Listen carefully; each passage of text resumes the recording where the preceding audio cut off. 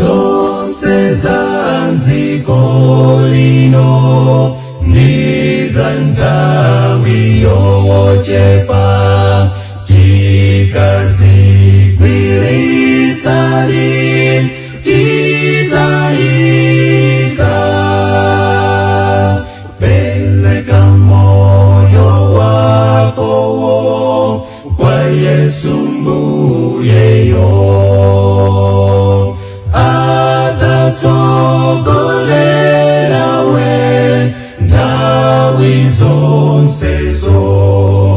zachabe zanziko lino usatengeke nazo zimaoneka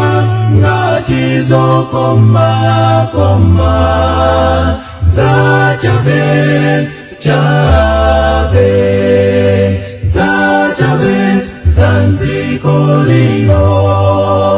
usatengeke nazo zimaoneka ngati zokoma zachabe Yesu mbuye nanena konse wokonda dzikoli chikondi cha Atate alibe monga osankhidwawo a Yesu mbuyeyo tisakonde zanziko zowenza kuta zachabe zanziko lino usatengeke nazo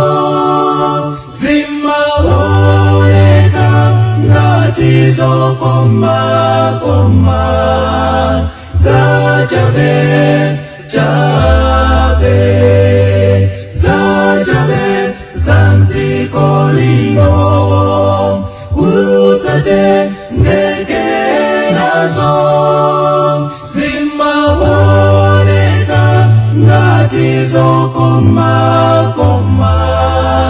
zachabe